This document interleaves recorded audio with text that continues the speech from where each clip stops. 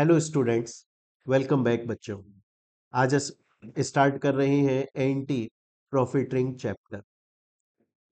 अब देखिए क्वेश्चन ये आता है कि सर प्रॉफिटरिंग शब्द का मतलब क्या होता है और एंटी प्रॉफिटरिंग क्या होता है। बच्चों, इसको समझाने के लिए मैं आप लोगों को एक एग्जाम्पल पढ़ाना चाहूंगा। जैसे ही ये एग्जाम्पल कंप्लीट होगा आपको ये समझ में आ चुका होगा कि प्रॉफिटरिंग शब्द का मतलब क्या है और एंटी प्रॉफिटरिंग शब्द का मतलब क्या है। बड़े आराम से देखिएगा बच्चों। देखिए ये है हमारी बिल्लो रानी। कौन है? ये है बिल्लो रानी। बिल्लो रानी एक बार हमारे मोदी जी के पास में गई और मोदी जी के पास में जाकर बोली, मोदी जी, ये नेशनल एंटी प्रॉफिटिंग अथॉरिटी ये क्या होता है? मैंने सुना है एक अथॉरिटी है NAA, national profiting authority, anti profiting authority, ये क्या है? तो मोदी जी बोला बिल्लो रानी देखो, ये एक अथॉरिटी है जिसका काम होता है चेक करना, जिसका काम होता है चेक करना कि अगर GST की रेट किसी प्रोडक्ट पे, गुड्स पे या सर्विस पे कम हुई तो उसकी सेलिंग प्राइस कम होनी चाहिए, कंज्यूमर का फायदा होना चाहिए। अगर कल को गवर्नमेंट टैक्स कम करती है किसी प्रोडक्ट के ऊपर तो वो प्रोडक्ट सस्ता होना चाहिए। अब कम प्राइस में रेसिपिएंट को, ग्राहकों को मिलना चाहिए।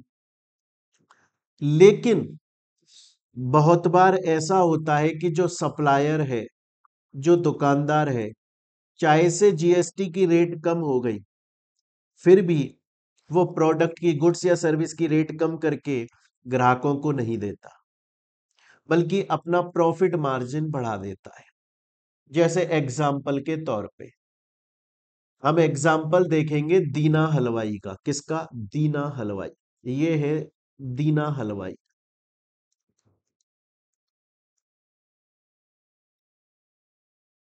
अब देखिए 2018 ये समोसे बेचता है। 2018 के अंदर समोसे पर 18% GST की रेट लगती थी। दीना हलवाई जब समोसा बनाता है तो उसमें आटे का खर्चा, उसमें आलू का खर्चा, उसमें गैस का खर्चा, उसमें तेल ऑयल का खर्चा, उसमें मसालों का खर्चा, ये सब कुछ मिला के कॉस्ट बनती है 8 रुपए। तो समोसा की कॉस्ट बन जाती है 8 रुपए। कितनी कॉस्ट बन जाती है समोसे की? समोसे की कॉस्ट बन जाती है 8 रुपए। आ रही है मेरी बात यहां तक समझ में? और वो 18% इस 8 के ऊपर GST लग गया, तो GST लग गया 1.44 का, 1 रुपए 44 पैसे का, और 4 रुपए 56 पैसे का वो अपने प्रॉफिट लेकर चलता है। तो इस हिसाब से वो 14 रुपीज में अपना एक समोसा बेचता है। ये 2018 की कहानी है। 2019 में गवर्नमेंट ने समोसे के ऊपर रेट 12% कर दी। तो कायदे से, तो कायदे से सेलिंग प्राइस कम होनी चाहिए थी, क्योंकि पहले GST जो है वो 1.44 का लग रहा था, अब GST 0.96 का। देखो कॉस्ट सेम रही, आज भी वो उतना ही आटा यूज करता है, आज भी इतना ही आलू यूज करता है, आज भी इतने ही मसाले यूज करता है, आज भी वही गैस वही तेल, उसके बनाने की कॉस्ट 8 रुपए है। पर यहां पर GST का अमाउंट कम हो रहा है, तो उसकी वजह से सेलिंग प्राइस कम होनी चाहिए थी। पर दीना हलवाई ने ऐसा नहीं किया। दीना हलवाई ने अपना प्रॉफिट बढ़ा दिया, 4 रुपीज 56 पैसा से 5 रुपीज 4 पैसा कर दिया, और आज भी सेलिंग प्राइस वही है। तो GST की रेट, टैक्स की रेट कम होने की वजह से जो बेनिफिट पास ऑन होना चाहिए था ग्राहक के पास, वो ग्राहक को पास ऑन नहीं हुआ। इसे बोला जाता है प्रॉफिटरिंग। क्या बोला जाता है इसे? इसे बोला जाता है प्रॉफिटरिंग। और ये गलत है, ये इलीगल है। क्यों सर? दीना हलवाई का समोसा है, वो कितने में भी बेचे, वो कितने में भी बेचे, हम मना ही नहीं कर रहे। वो अपने समोसे को चाहे से 100 रुपए का बेचे, हम मना नहीं कर रहे। लेकिन यहां पर जो प्राइस के अंदर अफेक्ट आना चाहिए, वो जीएसटी की रेट कम होने की वजह से है।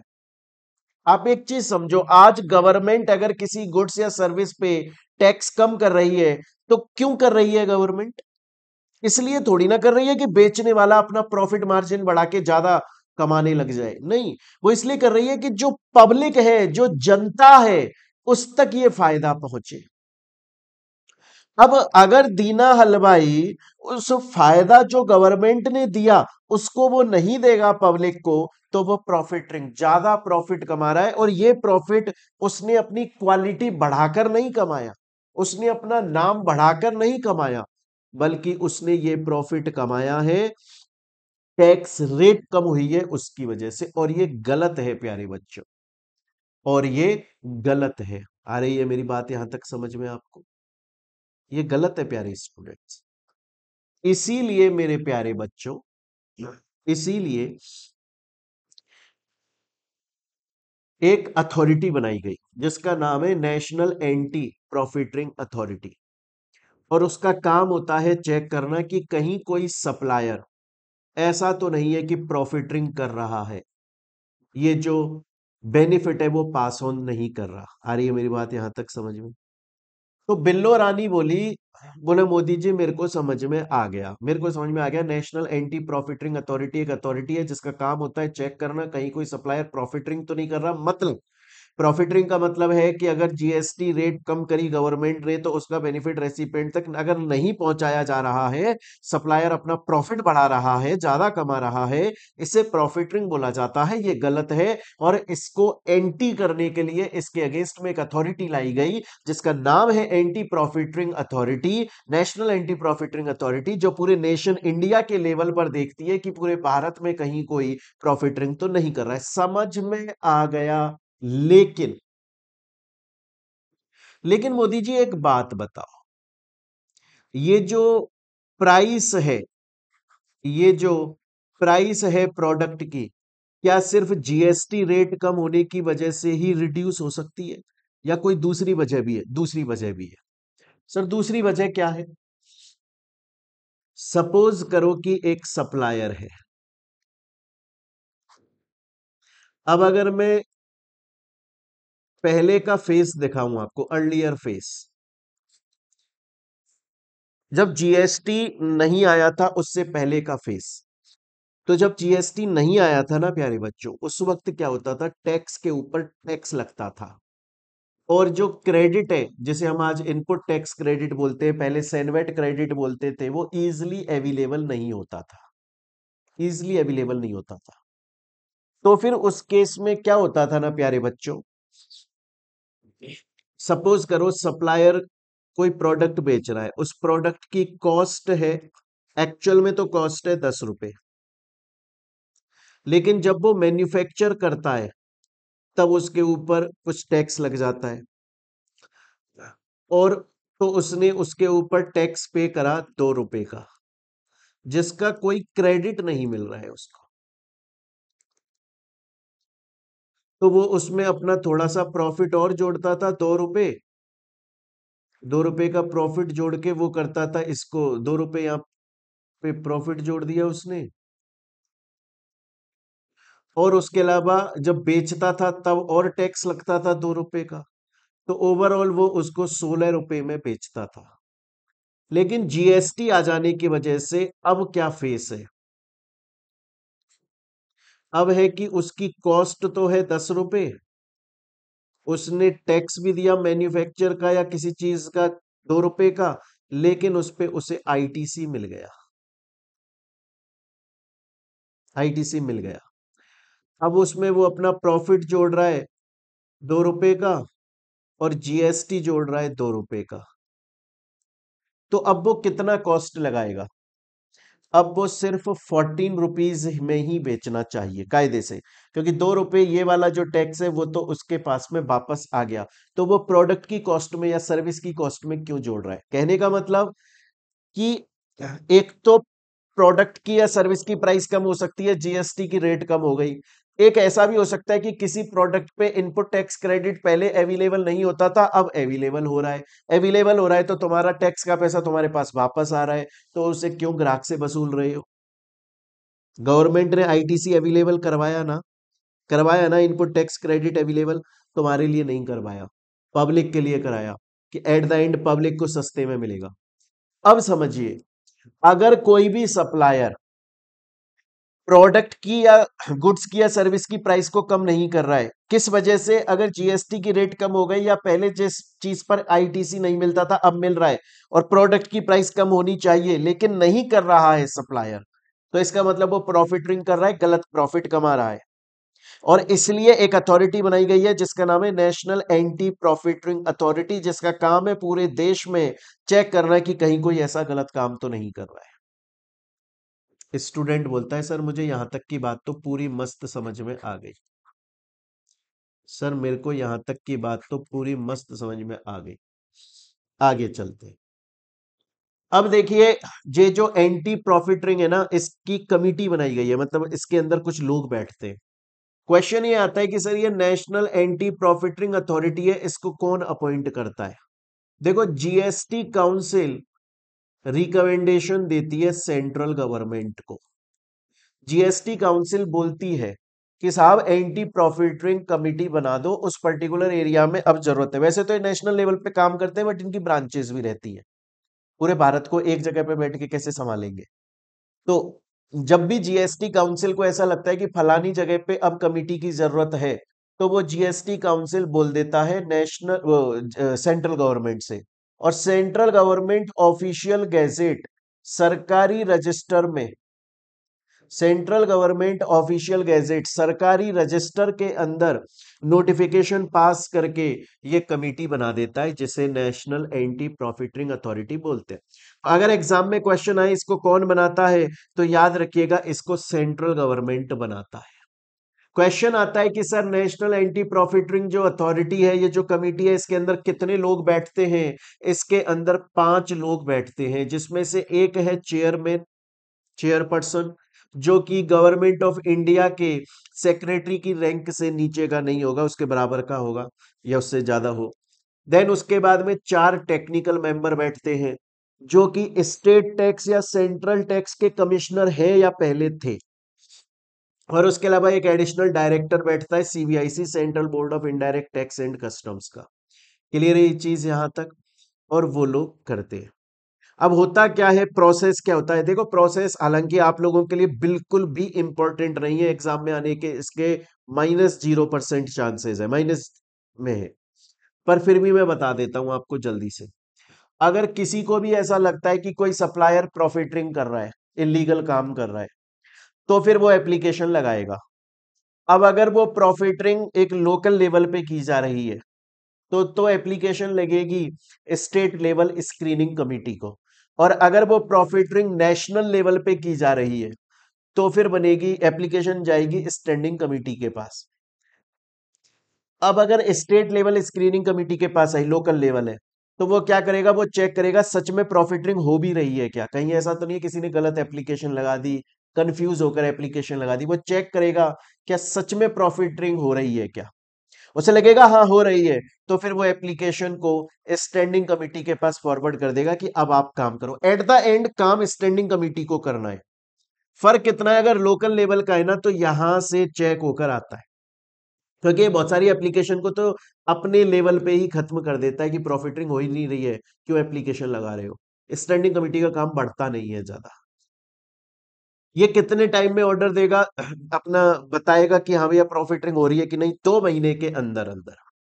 हाँ, अगर इसको एक्सटेंशन चाहिए तो एक्सटेंशन 1 महीने का नेशनल एंटी प्रॉफिटिंग अथॉरिटी दे सकती है। उसके बाद में जब ये स्टैंडिंग कमेटी है ना, वो इसको चेक करेगी और उसको भी लगेगा प्रॉफिटिंग हो रही है, तो फिर वो DGAP, director general of anti profiting के पास में इसको आगे फॉरवर्ड कर देगी अपने कमेंट्स के साथ। 2 महीने के अंदर अंदर, एक्सटेंशन चाहिए तो 1 महीने का मिल जाएगा। अब जो director general of anti profiteering है वो फिर चेक करेगा, वो उन पार्टीज को बुलाएगा, उन पार्टीज से पूछे, नोटिस वोटिस दे के बोलेगा कि भैया बताओ तुम्हारा क्या मैटर है। सप्लायर से बोलेगा तुम प्रूव करो तुमने प्रॉफिटरिंग नहीं करी। एप्लीकेंट से बोलेगा तुम प्रूव करो इसने प्रॉफिटरिंग करी है। और अपना डिसीजन 2 महीने के अंदर किसको दे देगा, सॉरी 6 महीने के अंदर किसको दे देगा, नेशनल एंटी प्रॉफिटरिंग अथॉरिटी को। फाइनल ऑर्डर तो नेशनल प्रॉफिटिंग अथॉरिटी ही देगी। अभी तो यहां से स्क्रीनिंग होती हुई आ रही है। नेशनल प्रॉफिटिंग अथॉरिटी बोलती है कि यार तुम पहले चेक कर लो बारी बारी, क्या सच में प्रॉफिटरिंग है, क्या मेरे तक मैटर आना चाहिए, मैं ऑर्डर दूं क्या। अगर तुम्हें लगता है प्रॉफिटरिंग नहीं है वही खत्म करो ना यार, मेरे पास में तो एक्चुअल एप्लीकेशन आने दो। तो ये डीजीएपी भी चेक करेगा, 6 महीने के अंदर ये आगे फॉरवर्ड करेगा। एक्सटेंशन चाहिए तो 3 महीने का मिल जाएगा। अब ये क्या करेगा, नेशनल एंटी प्रॉफिटरिंग अथॉरिटी अपनी एक मीटिंग बुलाएगी जिसके अंदर कम से कम 3 मेंबर कोरम में प्रेजेंट होंगे। वो लोग चेक करेंगे, उन्हें सच में लगेगा प्रॉफिटरिंग है तो फिर वो फाइनल ऑर्डर पास करेंगे और बोलेंगे सप्लायर से कि देख इतने रुपए का तूने फायदा नहीं पहुंचाया उतने कस्टमर्स को। अब 100 200 1000 5 कितने कस्टमर्स हैं, उनको तूने ये बेनिफिट नहीं पहुंचाया, ये फायदा नहीं पहुंचाया, तुझे पहुंचाना चाहिए था। तूने ये फायदा नहीं पहुंचाया जबकि तेरे को ये फायदा पहुंचाना चाहिए था। आ रही है मेरी बात यहां तक समझ में। तो फिर उस केस में प्यारे बच्चों क्या होगा, तो फिर उस केस में ये ऑर्डर पास कर देगा नेशनल एंटी प्रॉफिटिंग अथॉरिटी कि अब तू अपना जितना रुपया तूने प्रॉफिटरिंग के नाम पे कमाया वो 18% इंटरेस्ट के साथ में central plus state consumer welfare fund में डाल दे। क्योंकि अब लोग तो समोसा खा के चले गए तेर से, तूने उनको 1 रुपए का फायदा नहीं दिया, 14 रुपए में बेचा, जबकि बेचना चाहिए था तेरे को 13 रुपए में, 12 रुपए में, 1 2 रुपए का फायदा नहीं दिया। अब तेरे से तो हजारों लोग खाकर गए, तू कहां कहां किसको ढूंढ के उनके घर जा जाके उनको पैसा वापस करेगा, पॉसिबल ही नहीं है। तो इसलिए एक काम कर, तू एक कंज्यूमर एंड वो sorry central and state consumer welfare fund बना हुआ है, उसके अंदर पैसा डाल दे, क्योंकि उस फंड से पैसा लोगों के फायदे वेलफेयर के लिए यूज में होता है। ये सेम कहानी है बच्चों जो लॉ सब्जेक्ट के अंदर आप डिविडेंड पढ़ते हो ना, होता है ना कि अगर 7 साल तक अनपेड रह गया तो अब कहां किस किस को ढूंढ के उनका डिविडेंड देने जाओगे। इससे बढ़िया सेंट्रल गवर्नमेंट ने जो आईईपीएफ इन्वेस्टर एजुकेशन प्रोटेक्शन फंड बनाया उसमें पैसा डाल दो। ये सेम वही कहानी है बच्चों। अगर किसी ने प्रॉफिटरिंग करी, नेशनल एंटी प्रॉफिटरिंग अब ऑर्डर दे रहा है तो वो बोलेगा कि देख भैया प्रॉफिटरिंग का पैसा तुझे वापस करना है, 18% इंटरेस्ट के साथ वापस करना है। पर तू किस किस को वापस करने जाएगा, कितने सारे लोग तेरे से लेकर गए थे वो गुड्स या सर्विस, इसलिए हमारे इस वेलफेयर फंड में डाल दे, क्योंकि इस फंड से पैसा एट द एंड लोगों के फायदे के लिए ही यूज में होता है। 6 महीने के अंदर अंदर ऑर्डर पास करेगा ये national profiteering authority, anti profiteering authority. और जिस दिन इसका ऑर्डर आया उसके 30 दिन के अंदर अंदर सप्लायर को पैसा इस फंड में डालना है। अगर उसने 30 दिन के अंदर पैसा नहीं डाला तो फिर 10% की पेनल्टी लगेगी उसके ऊपर। आई मेरी बात समझ में। तो प्यारे बच्चों ये है आपका एंटी प्रॉफिटरिंग चैप्टर। ये आपके लिए वैसे इंपॉर्टेंट नहीं है, इंटरेस्टिंग चैप्टर है, मेरे ख्याल से पूरा आप लोगों को समझ में आया, मैंने पूरा का पूरा चैप्टर आपको समझाया है।